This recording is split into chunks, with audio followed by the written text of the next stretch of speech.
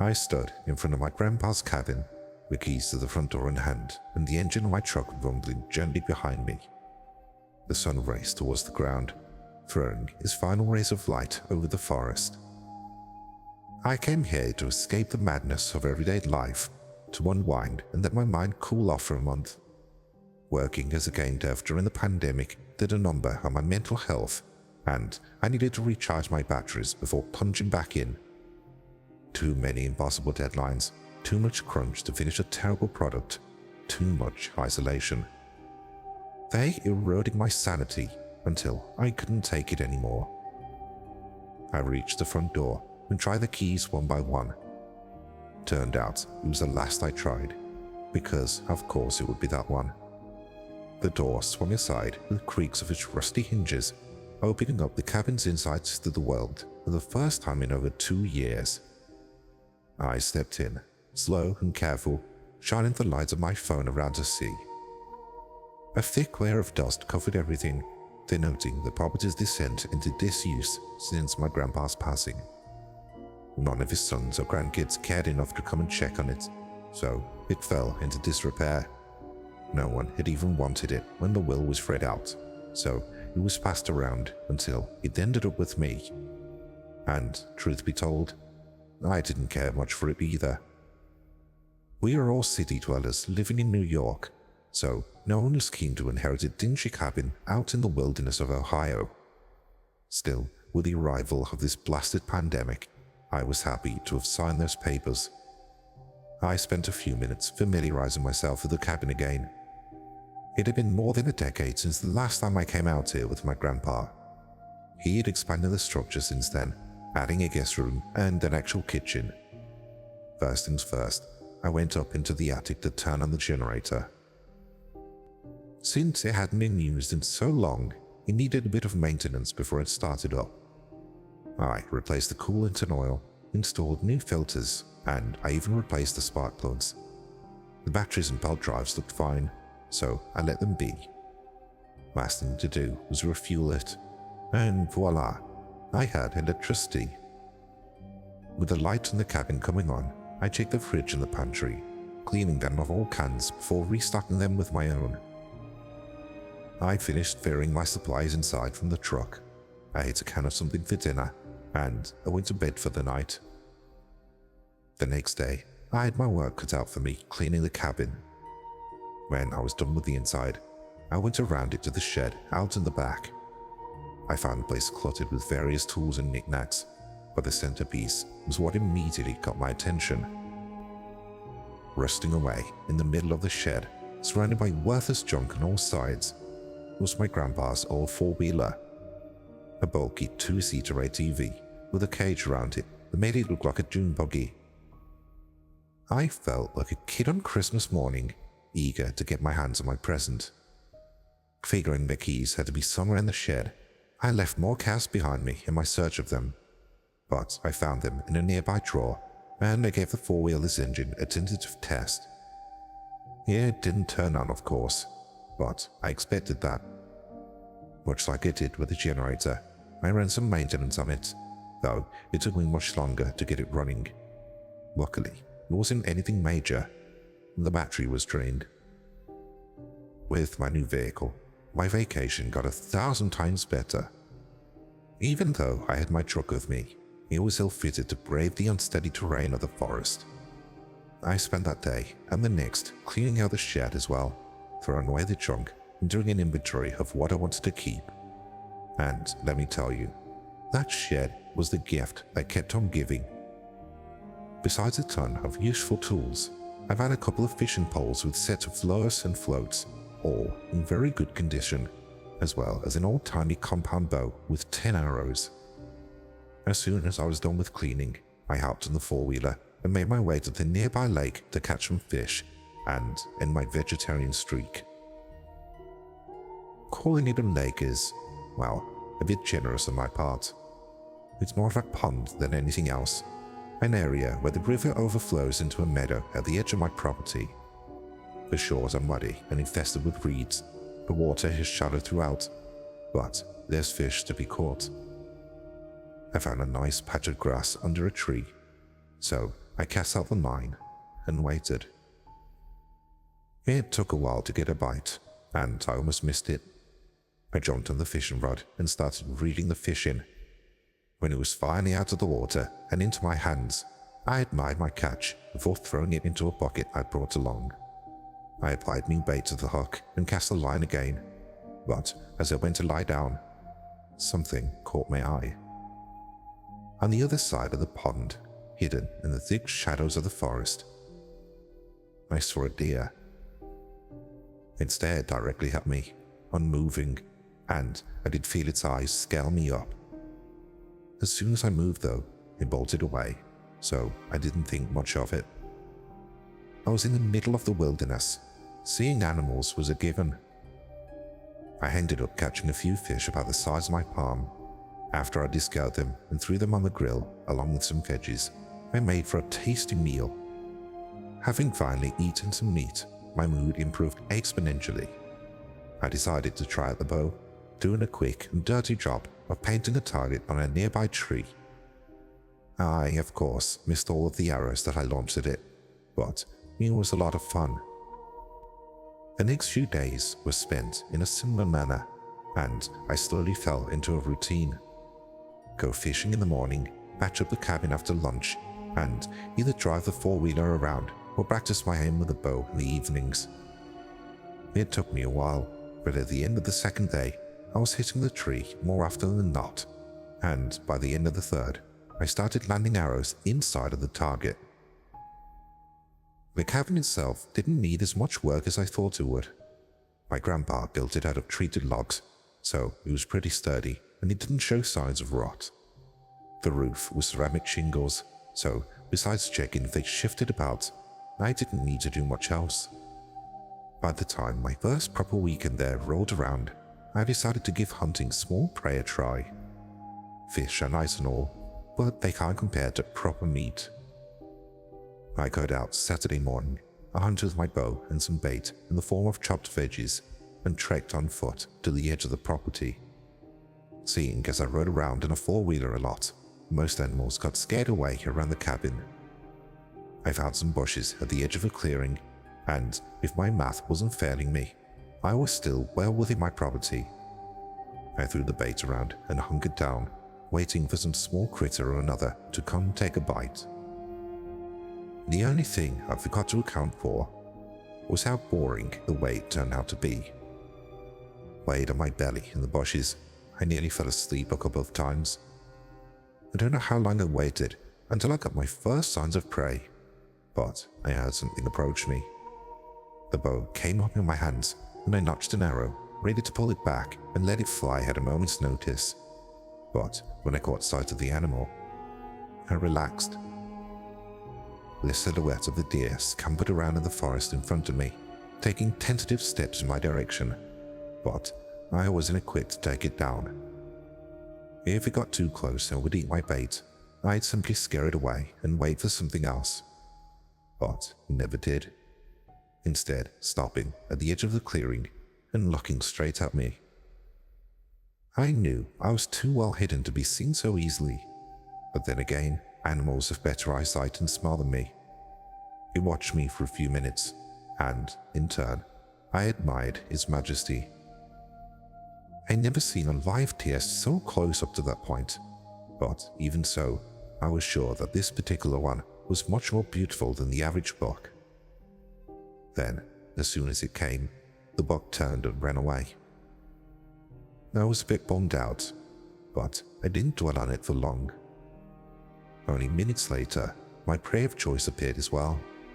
A plump rabbit came out of the underbrush, hopping around the clearing until he found a piece of carrot. He grabbed the bait with his front paws, rising up on his hind legs to keep on the lookout while it munched away. Sadly for it, the position it chose left it facing away from me. I drew the arrow back, held my breath to steady my aim, and let it fly at the unsuspecting animal. But I missed, and the arrow ended up glancing the rabbit's ear. It let out a shriek and bolted, squirting blood everywhere in its frantic run for safety. I jolted up from the ground to follow it, feeling that annoying sensation of static spread in my legs.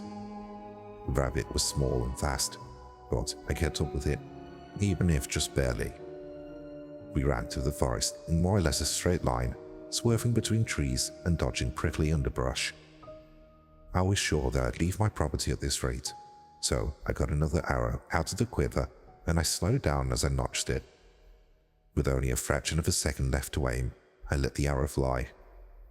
The rabbit almost dodged it, but it changed direction at the last moment and the arrow hit it in the nape. It fell over, dead, keeping up the running motion as his body was ravaged by spasms. I took a deep sigh of relief, putting the bow away before I walked over to the rabbit to pick it up. As I reached it and leaned down, a voice resounding through the forest stopped me. "You're trespassing on my private property," the voice yelled. "No sudden moves or I'll shoot." I got up slowly, raising my hands up in the air as I looked around. The forest distorted the sound, making it echo off the trees, so I couldn't pinpoint its exact location. But I could tell that it was a man, mid-50s to early 60s by his tone and demeanor. "I didn't mean to," I answered, feeling my pulse rising. "It was an accident. I chased the rabbit and left my own property." "Your property?" the man asked, stepping out in the open. He was some 50 feet away, dressed in camo clothes and shouldering a mean-looking rifle. "Are you one of Barry's sons?" he asked. "One of his grandsons," I answered, recognizing my grandpa's name. "My name's Isaac." "You should have said so sooner, Sonny," the man said, putting the rifle away and walking towards me. "Nearly shot you there. Barry would have killed me for that." He laughed at that, setting me at ease. I put my hands down and waited for him to reach me, observing him better as he approached. Turns out I was not only right in my earlier assessment, but I was generous with a few years. He looked like he was in his mid-60s, with a tall frame, wide shoulders, and a gaunt face drowned out by white stubble. He was missing his left ear, part of his lower lip, and the tip of his nose, and his left cheek ran rampant with scars. His appearance was scary, I won't lie, especially given the circumstances of our meeting, but his beaming smile helped. "I doubt that Grandpa can do that anymore," I said. "So, you kicked the bucket, huh?" the man asked. I nodded my head in answer. "I figured that was the case when he stopped coming out here. We were hunting buddies. Name's Huck," he said, extending me his hand for a shake. "All of Barry's family is welcome on my land. Sorry again." "No problem," I said, trying to sound reassuring. "It's not like you could have known." Huck looked down at the rabbit, then back up at me. His brows furrowed, and his amusement died down as suddenly as it had appeared. "Did you kill anything else out here?" he asked with a deep sense of worry and urgency. "Have you been here for long?" "A week," I answered. "And I caught some fish, but nothing else other than that." Huck's tense posture deflated when he heard that, and his shoulders slouched as he took a deep inhale. His reaction had me curious, but I didn't go prime about it. "Good," he said. "The fish are free. Yansa doesn't mind those." "Yansa?" I asked. "Who's that? Some ranger? I thought I could hunt without a permit on private land here." "The answer is..." Huck started, but his words stopped in his throat. He took a hand to his nape, rubbing it over his grey hair in long streaks. "Yansa is the forest, the spirit of it. That's the best way I can put it, but it ain't quite right." I couldn't help but show my utter lack of belief at the mention of Mumbo Jumbo, and Huck noticed. He got defensive, and his attitude shifted from worry to annoyance. "I know it sounds crazy," he said, taking a finger to his face and dragging it over one of the longest scars he had, one that ran from the remnants of his left ear all the way down his jaw, stopping just shy of his neck. "But I have the scars that prove it. Going against Yansa's wishes is a terrible idea." "Fine," I said, relenting all of the sarcasm that I had in store. "The fish are free. Well, what else? I'm guessing the rabbit isn't." "The fish are free. Everything else is a gift that Yansa wants you to have," Huck explained. You set out this morning to hunt a rabbit. Yansa brought you a rabbit. Simple as. Know what you want to hunt, come prepared with the right tools, and Yansa will provide. But only kill what Yansa allows you to. Nothing else. Okay, I half said, half asked. Anything else? Don't cause suffering. Be swift with your kill. All of the animals are Yansa's children, and it doesn't appreciate that. Once you start a hunt, you have to end it. Yansa doesn't like its gifts being wasted. Same with using the carcass. Make the most of it. And only the animal's flesh is yours. You have to return the spirit to Yansa. This all sounded like a bunch of new age hippie BS, but I could at least appreciate the underlying message. Be kind, be thankful. Everything in nature is part of a big unity. All of that soul-warming stuff. Even though I didn't buy it, I could at least sympathize with Huck's intentions, so I humored him. And how can I do that? I asked. Cut out the animal's heart where it fell, and burying it while saying a short prayer. The words don't matter. Yansa appreciates the intent more than the prayer itself. Fine, let's give it a try, I said, wishing to just get it over with already. Do you happen to have a knife? I didn't pack one. Huck pulled out a hunting knife from a sheath in his clothes, handing it to me, kneeling alongside me. I did a small incision, pulled out the rabbit's heart, and buried it while mumbling a thank you for your sacrifice. Huck seemed pleased by it, so I slung the rabbit over my shoulder and got up to walk back to my cabin. Want to come over for a beer at my place? He asked before I got to take a single step. It's not too far away, and I want to ask you more about Barry, if you don't mind. I really miss my hunting buddy. I paused for a moment, thinking it over. Huck had a few quirks and strange beliefs, but then again, he doesn't. He didn't seem like a bad person or unstable by any means, so I stood to lose nothing, but I could gain a friend and a cold beer. Sure thing. Lead the way, I answered. So Huck did just that, taking off through the forest with me on his heels.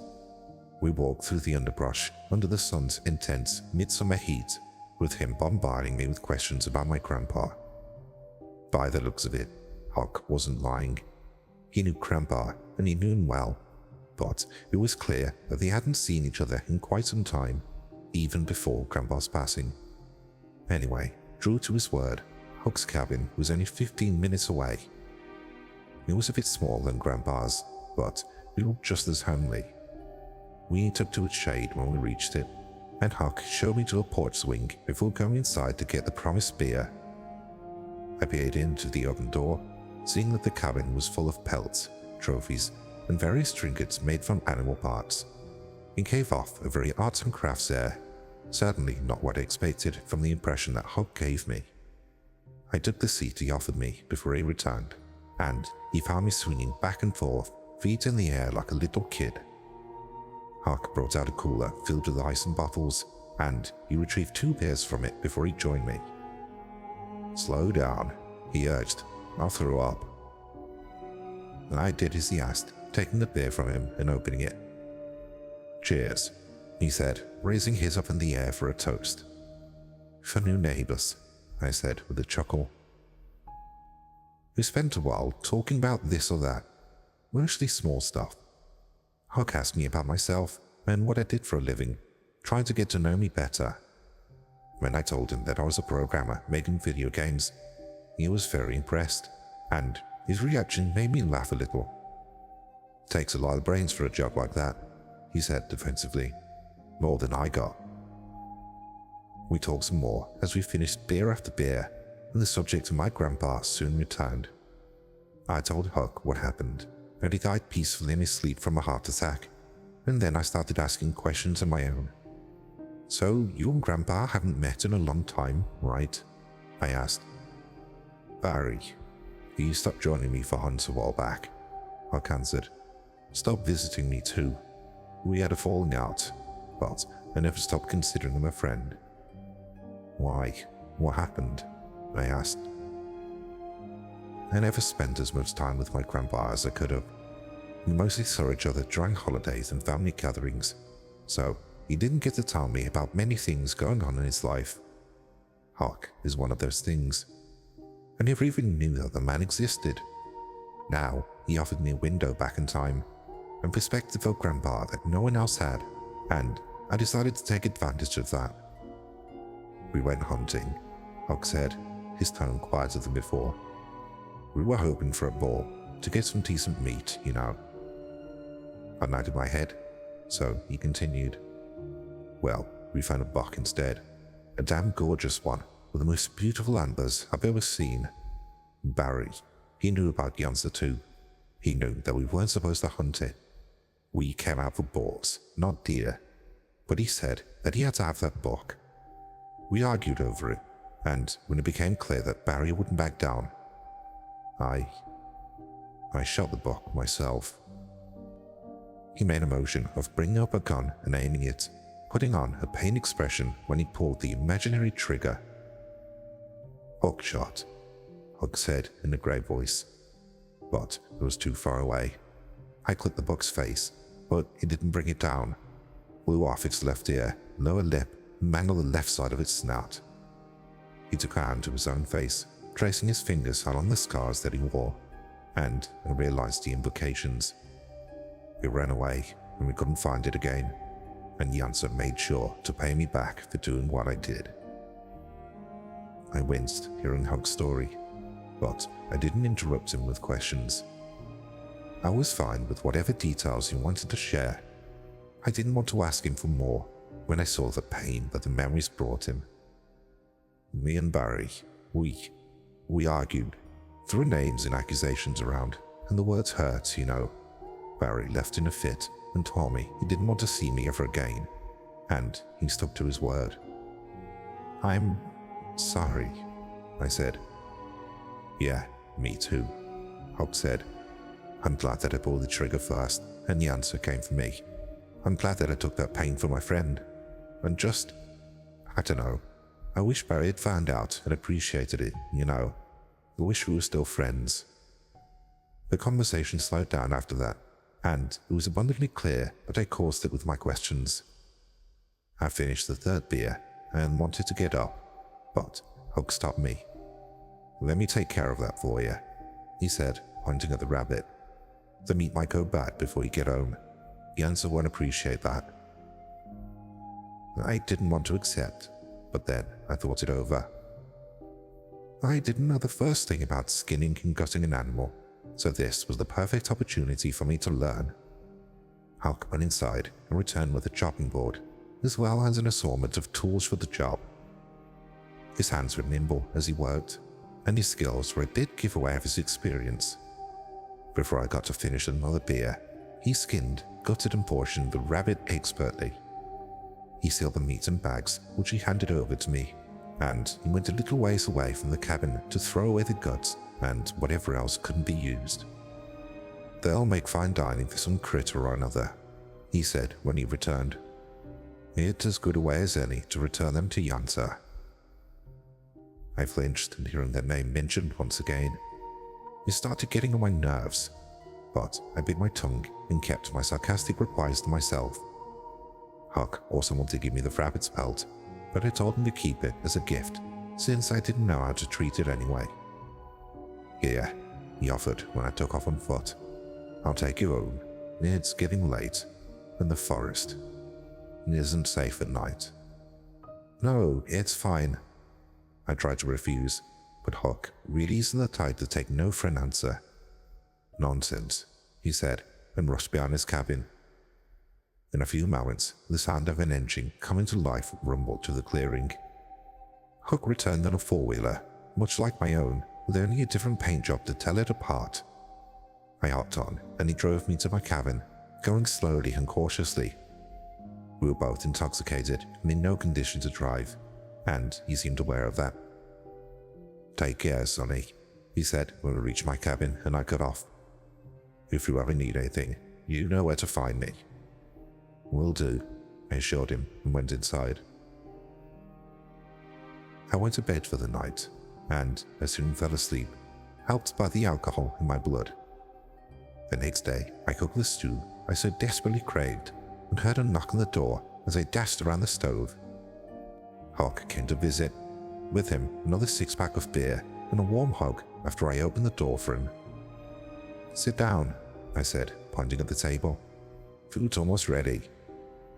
"Thanks, Sonny," he said, pulling out a chair and throwing himself in it.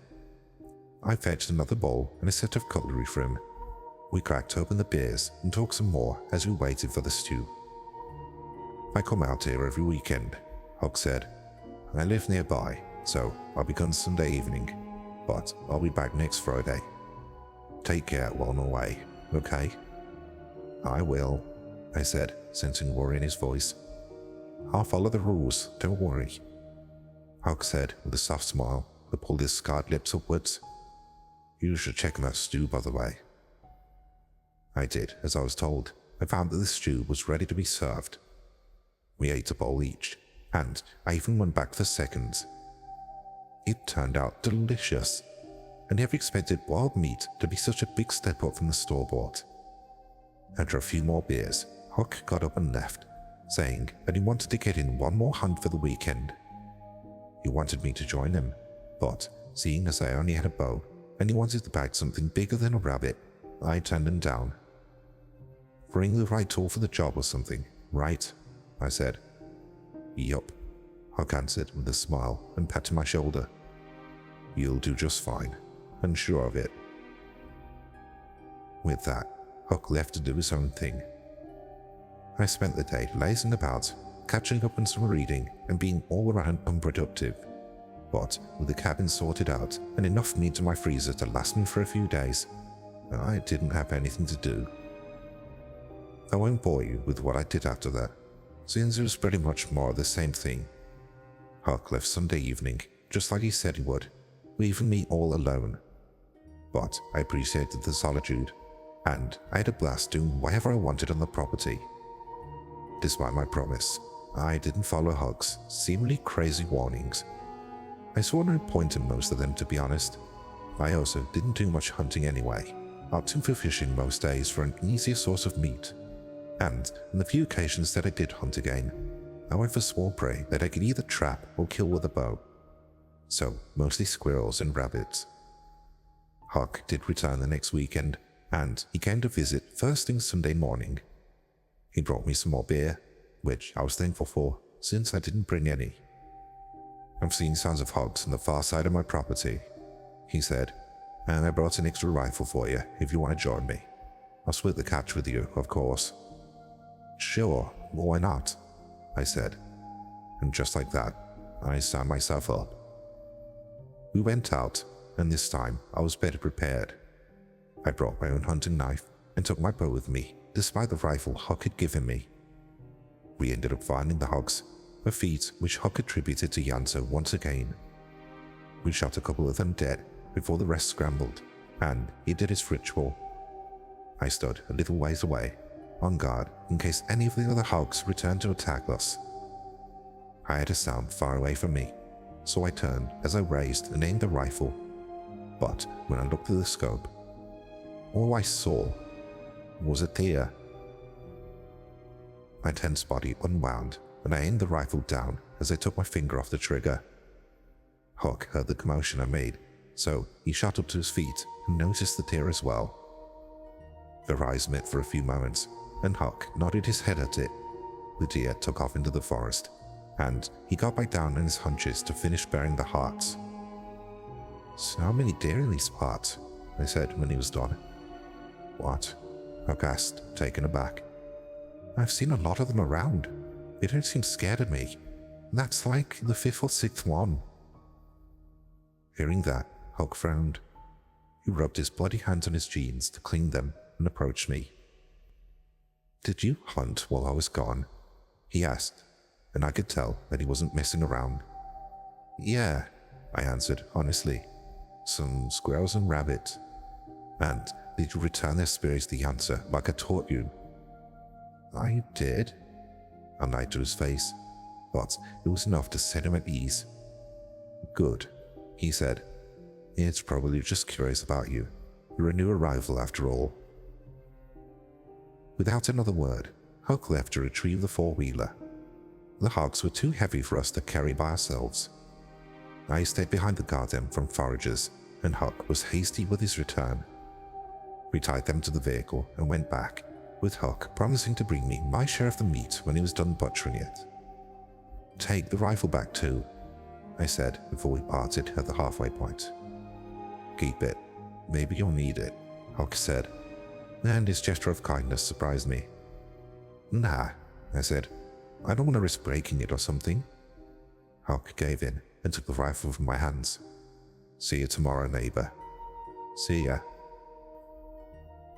It was nearing sundown by the time I got back on my property, so I picked up the pace to make it home in time. There wasn't anything dangerous out in the forest as far as I knew. No wolves or bears or anything, but I didn't feel safe in the darkness of the night. I was maybe 20 minutes away when the sun touched the horizon, draping the world in shadows of bloody red. My senses sharpened as my alertness reached this peak, and I looked every which way as I walked. I usually wasn't so paranoid, but I guess that Huck's constant yapping about this Yansa spirit really got to me. Anyway, I found one of the paths that cut through the forest and led back to the cabin, so I followed it. I was only about a mile away, so I still had a little ways to go. But something stopped me dead in my tracks. Another damn deer veered in from the forest behind me, halting in the middle of the path and freezing like a statue when it noticed me. It gave me a good scare for a moment, but my fear soon turned to admiration. This particular specimen was a buck, and the most damn beautiful one I'd ever laid eyes on. Its fur all but glistened in the sun's fading rays. Its big brown eyes pierced my soul, and its antlers were tall spires of an unmatched elegance. I made no sudden moves, but the buck wasn't scared of me anyway. The moment I saw it, I was so taken aback by its beauty that I just knew I had to have it, cliché as that might sound. I could already imagine the trophy, a centerpiece that would take up any room. The only problem was how to kill the buck, since I already had my bow with me. Screw it, I decided. I can take the shot. I slowly pulled the bow up and over my head, and I retrieved an arrow from the quiver. The buck didn't try to run, so I notched the arrow and took aim, hoping to hit it square in the neck. A deep sense of anxiety invaded me as I pulled the arrow back, as if what I was about to do was absolute sacrilege, but I didn't falter. I let the arrow fly. The buck tried to turn and run away at the last moment, but it was too late. The arrow clipped it in the lower jaw, and I saw it spit out parts of its tongue, mixed with blood and broken teeth. Regret instantly flooded me, and I took off after it, pulling out my hunting knife to hopefully give it a quick end, but the buck took off. Realizing that I couldn't catch up to it, I tried to pull out another arrow, but I wasn't fast enough. In a matter of moments, it got away, and the prospect of the night creeping up on me kept me from following it. I couldn't track it through the dark, and I'd end up lost in the forest. So I put the bow away and kept walking back to the cabin, feeling terrible the whole way. Not for what I tried, but for failing. By the time I reached it, night had already settled, so I hurried inside and turned on all the lights. I was still spooked, but I figured it was just Huck's stories rubbing me the wrong way. Nothing that a tasty dinner and some sleep couldn't fix, or so I hoped. I had a bit of trouble falling asleep that night, but I managed to after a while. I don't know how late it was when I was awoken by a loud bang coming from the other side of the cabin. All I knew was that it was the middle of the night and it was dark as balls outside. Another bang came, louder than the one before it as it echoed through the cabin, so I jumped to my feet. I didn't get to dress up as the banging continued and was soon accompanied by scraping sounds as well. I retrieved the bow and the hunting knife, which, yeah, it offered me little in the means of protection if I faced some predator, but it was better than snooping around empty-handed. The banging kept coming, and I pinpointed it to the guest room. I opened the door slowly to check out the situation outside through the window, but I didn't need to approach it. The sight I was met with left me paralyzed in fear. Outside, crashing headfirst into the cabin's sturdy walls repeatedly, was a deer. One much bigger than it had any right to be, with crooked antlers bent and broken at awkward angles. Seeing me, it charged at the window, sending shards of glass flying into the room and breaking me free from my stupor. I yelled, that only angered the deer. It pushed its head into the room, breaking the window's frame and cutting itself as it tried to reach me. I didn't stick around. I turned and bolted down the corridor in a terror-fueled sprint. I didn't know where to, but it didn't matter so long as I got away from it. I tried to reach the front door, but the deer figured me out. By the time I got there, it was already headbutting it, and even if I reached it, what then? I couldn't outrun it on foot. I needed wheels, and I needed to find help. So I changed direction and ran to the bedroom, fishing the four-wheeler's keys out of my pants. I was just behind the cabin, so I opened the window and jumped out. The deer could be following me around the cabin, finding me the moment my feet hit the grassy ground outside. In the moon's washed-out light, I got a better look at it. My initial assessment was horribly wrong. It was so much bigger than I thought. Bigger than a damn noose, and much more imposing. But the thing that froze the blood in my veins. Its fur was disheveled, revealing rotten flesh and exposed bone beneath. Its eyes were shiny and clouded by white swirls, and I felt its gaze push me into overdrive when it landed on me. It charged at me, and I dodged a slam in the nick of time. I heard it collide with the cabin, sending the whole structure rocking back and forth, but I didn't stop to look back. I bolted towards the four-wheeler and jumped on it, my hands trembling like an earthquake as I tried to get the keys into ignition. The engine roared to life beneath me, so I floored it through the clearing. The deer came at me from the side, but I hit the brakes hard and watched it fly in front of me. Before it regained its bearings, I took off towards the trees, hoping it would have trouble following me. It did to some degree, but I couldn't outright lose it.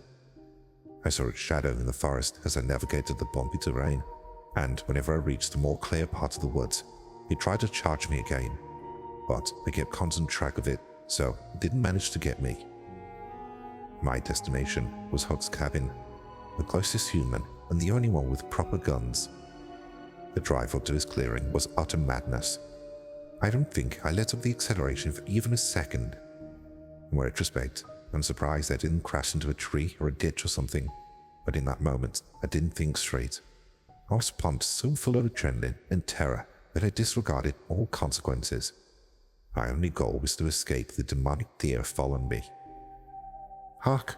I started yelling the moment I burst into his clearing. "Huck, help!" Turning my head around, I saw that the deer paused by the forest edge, breaking the pursuit. Huck shot out of his cabin, dressed in only boxers and shouldering one of his rifles. I stopped in front of his porch and jumped off the four-wheeler, running up to him as I panted heavily. "What's up, Sonny?" he asked, not daring his gaze from the forest. "It's a damn demon deer," I yelled in answer. "It's trying to kill me." "What the hell did you do?"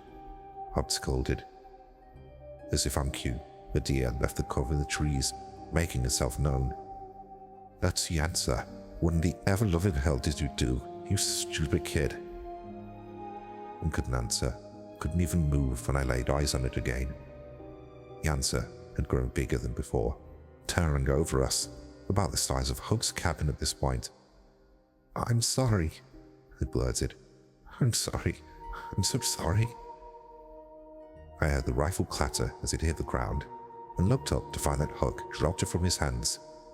He kneeled in front of me and grabbed my shoulders, and I could see pure terror in his eyes. They'd grown watery as tears escaped him, but even so, he retained more self-control than me. "It's fine, Sonny." Huck tried to calm me down. "You'll be fine, don't worry." "But," I tried to protest, but Huck wouldn't hear any of it. I said, "You'll be fine. Believe me, okay?"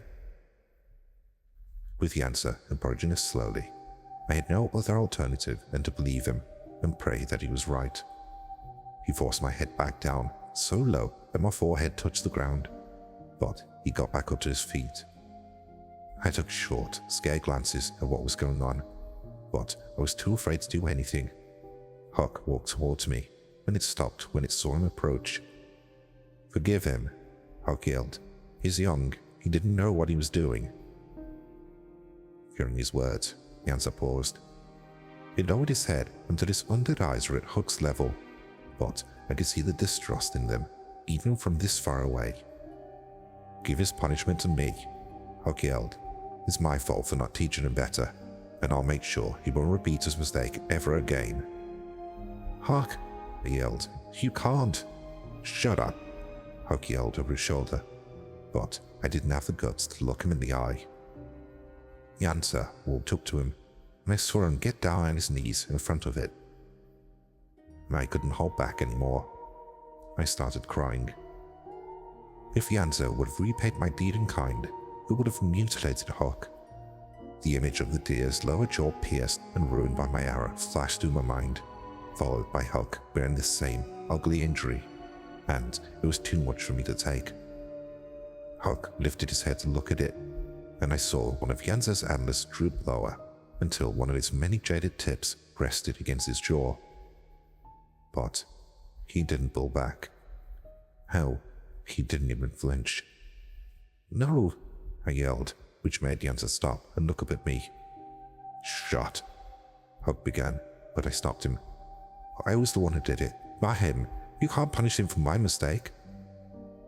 Huck turned and looked at me, with desperation in his eyes, but I already decided not to let him go through with it, and I guess that Yansa saw the conviction in my eyes. He pushed Huck aside with his rotten snout and walked around him, stopping in front of me instead. The stench of his decay hit me hard, nearly sending me reeling when it invaded my senses. It was such an ugly and twisted being, and yet I couldn't feel a single trace of malice coming from it. No, Yansa didn't want to bring me unwarranted suffering. He wanted justice. "I'm sorry," I said, bowing my head to the ground once more. "I really, truly am. I know I broke your trust, and I deserve your punishment. But I'm sorry." A puff of putrid air left Yansa's nostrils, rolling over my features and nearly making me gag. I felt his head maneuver until its snout caressed my hair, and I tensed up as I got ready for what I thought would follow. My eyes closed shut, so tight that they brought my face into a grimace. But the blow never came. Instead, I felt something sticky and slick probe the ground until it found my right hand. Yansa's tongue enveloped my fingers, pulling them up, and I felt his jagged teeth nibble at my flesh. With a sickening crunch that sent bolts of pain radiating through my body, it bit my index finger off and swallowed it. I yelled out in pain, feeling blood welling from the wound, but Yansa didn't let me call back. He got a grip on my hand and bit off my middle finger as well. The pain was so horrendous that I nearly passed out, but I somehow managed to remain conscious. I feared that it would go for another bite, that it would take my hand little by little as punishment, but it stopped with those two fingers and let me go. It got up and turned its back on me, shrinking as it retreated into the woods until it was the size of a normal deer. I saw it look back at me one final time. Not a single trace of the ugly monster that had chased me remained. Huck rushed to my side after Yansa left, pulling me to my feet and helping me inside his cabin. He busted out a first aid kit and did his best to patch me up before driving me to the closest town so a medic could have a proper look at it.